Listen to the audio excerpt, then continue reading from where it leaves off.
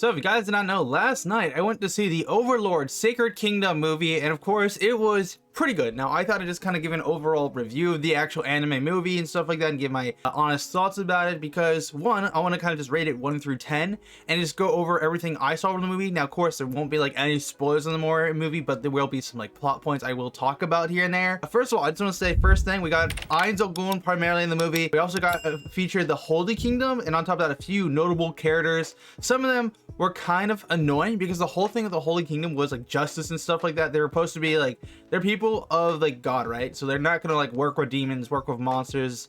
But of course, when they actually get invaded in this movie, it's more focused on our boy Demiurge, but he's going on an alias to actually attack this kingdom, and that way he can just take it over. Now this is of course, I'm pretty sure before the events of season 4, something like that, or in between, because we get to literally see them invade the city. And I will just quickly say, Demiurge did not hold back. He literally just said, hey, cool, you're holding the gate, here's a meteor spell, 10th tier. I'm like, okay, that's a bit overkill. But we learned during that part is that supposedly we can introduce main character here, one of the main characters I'd say, because like we don't get focused on Ainz till like halfway through the movie, which is fine, because I feel like the cool part about this movie is that since it's in theaters, it's a rated R film, which is pretty awesome. However, there are some problems with that, which I will talk about later here.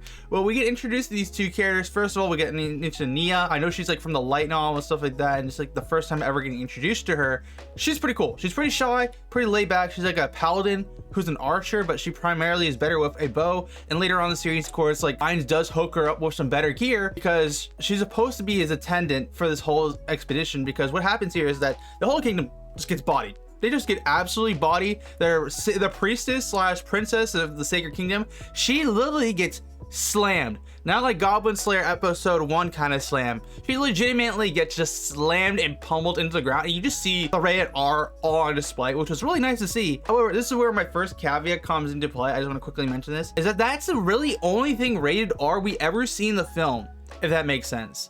I was expecting with this whole movie is that since they have a rated R feeling, and we know like the Happy Farm and all that jazz and all that other things that Demiurge has, I thought we were gonna get a little bit more into that. Like we do get to see some people who are completely like bare bones, like they have literally not eaten for weeks, so their literally skin is like to the bone. We don't see anything besides that, and that's kind of one of my main complaints so far with this like movie. I thought we were gonna see a little bit more. I'm not entirely sure how dark it's in the light novel. Light novel readers, you want to light me if it gets dark like Goblin Slayer episode 1 kind of dark or something like that, let me know. I was expecting a little bit more out of that rated R setting though. But besides that caveat, the other thing we focus on is of course Nia, and she's like someone who is just shy and she just wants to do her thing. And we got introduced to was it the Grand Paladin or Grand Master or what her name is? I'm gonna say this wrong. Remedios. I definitely butchered that, but she is the paladin, like was it strongest paladin of the Holy Kingdom, and she's an interesting character because like her whole stick is literally that she's the strongest. She was there to fight the demons, of course, and Demiurge. And when they started fighting, of course, they were holding their own. But let's be completely honest here: if Demiurge and them actually took it seriously, they just get absolutely slammed. So the interesting about this whole like film, and I don't want to get into more spoiler territories because we do get to introduce like another third party in this whole equation, which is like the different races in the series that are doing their own thing. So that's interesting. I'm not entirely sure like what's going on with that, but we now know there's like multiple kind of kings for different species, and we see like some fights between them, which is pretty cool, but nothing more than that per se. But this girl is interesting because she's a whole like leader of justice, right? So she wants to be able to take down these demons and not to rely on others. Especially she hates the idea of having to rely on a kingdom like the sacred what's it called, the sorcerer's kingdom, because they're literally skeletons and stuff like that. So this whole film, you usually see her annoyed at them that we have to like work with them in the first place, and she doesn't want to have to like deal with them. She also hopes out of this whole equation that Ainz versus the demons would like one would die off, and that way they could actually take over and, you know, just take their kingdom. So yeah, she was annoying to say the very least. And the worst thing about it, she was treating her attendants terribly. Like her soldiers and a squire for like Naya, she was cool.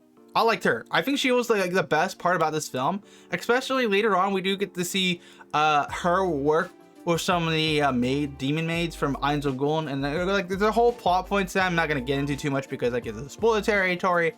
But you can kind of get an idea what's going on with this film. I will say the coolest part about this film, though, first half, is literally just focus on the Holy Kingdom, this Paladin, and also Nia, and how their like perspective is on the whole, like what the hell just happened, because that's like the first like 75% of this film. We don't really get any of the Einzelgold's internal monologues at all. We get some parts later on the film, but it's near the end, and it's pretty cool. We also get to like see him hand off some gear, and when he literally hands off the gear to Nia, it's like the funniest shit, because like he literally hands her a bow, and it's literally called the ultimate shooting star spectacle shit, and you just see them talk so seriously, and he just says this one thing, and just like so out of place. And that was pretty funny. There was some funny moments here and there, but yeah, I'm not gonna go into more about the whole film after that, because that's where it kind of gets into spoiler territory. I will say that there were like a few fights throughout the film. Most of the fights weren't really that crazy. Most of them were kind of like either A, they were one-sided, or they were like evenly matched. Like a great example of this here is literally in the beginning, the fight with Demiurge in the Kingdom. They get slammed. It's pretty gruesome, let's say, at the very least, when they get to the part like there's like that one part where she gets slammed, like the princess. Yeah, she's literally, her face is literally mashed in, and then when you see her later, she's just cooked. She's literally been burned to a crisp, because they literally treat her as a weapon through the whole film, which is kind of just like mad disrespectful. You know, the Paladin girl, who's supposed to be like the strongest there, is so like, she's losing her shit.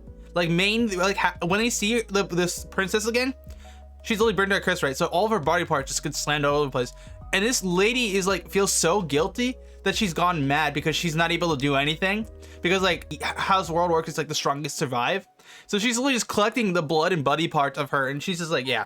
Because originally she could have revived the princess if they had her body intact, but her body was no longer intact, at the very least. But that was like one of the main fights.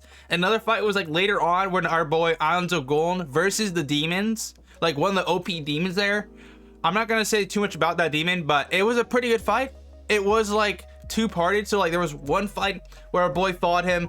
He didn't win in the first half because he used all of his magic during the process, but that fight was pretty good. Like you just see like them like there's a town hall they're at, right, just chilling. They know like our boy went to fight the demon. All you see is just a freaking nuke go off, and half, like a quarter of the city is just gone. It is just vaporized, and you can just tell it's like a not even fight between man and man. It's like a battle between gods, like kind of that level fight, which is really cool. And that's what the kind of perspective it gives from you. But it doesn't give you like Einzelgold fighting up like Dragon Ball style, like close up in person and first person POV. There is a little bit of that, but it isn't like a whole lot. And in the second half, there is some of that, but it's when our boy is at his peak and he actually has all his magic together. You could probably make the assumption what would probably happen in that fight. And that second half, that second part of the fight was probably the best part about this film. In my personal opinion, like they went hard with this. I just know though, like if I had to rate this film like 1 out of 10, comparing it to like the No Game No Life Zero movie, because I went to see, what was it, No Game No Life Zero when it came out in the theaters. This was amazing. This was like, if I had to rate this right now on the spot, 9.7. 9.7. I don't think we're ever gonna get a season 2 of No Game No Life. I really wish we did, but that's unfortunately not gonna be the case. But this movie was fantastic.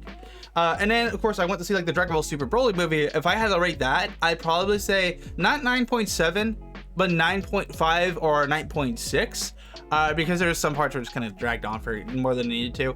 But besides the point though, if I had to rate the Overlord movie, personally, I would say the few things that are holding it back were like, if they're giving it a rated R setting, and that kind of really hindered it, and because they didn't really do anything with it. So there's points off there. The other thing is, I feel like this whole movie could have been a few additional episodes to the anime, because it didn't feel like as grand as the movie. There was some CGI here and there, but it never was bad or really intrusive to the movie. Everything else about the film was like fantastic.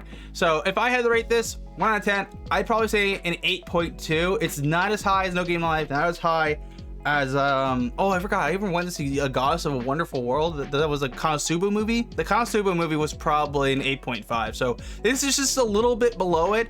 But I feel like then again, like I was expecting a little bit more out of the Overlord movie. Everything else though about this movie was absolutely fantastic. I also did have a fun experience.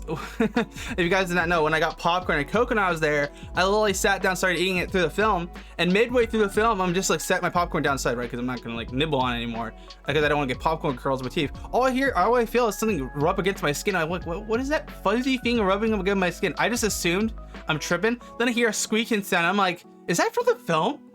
And I look on my right, on my Coke, it's just some little freaking mouse nibbling on a piece of popcorn. I'm not even capping about this because I did get it on footage. I did share a bit of my reaction to the movie on my Patreon. So if you want the full length for reaction there, go check out my Patreon.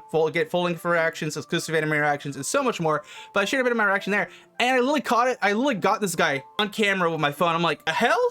I wasn't too really concerned about it though. I didn't report it afterward. They were like losing their shit though as soon as I showed them that. But yeah, that was funny. But besides that though, the film for me is definitely an 8.5. I'd be curious to see what you guys say in the comments down below. Did you go see the Overlord movie? What's your honest thoughts about it? Like, if you had to rate it 1 through 10, what would you say would actually be?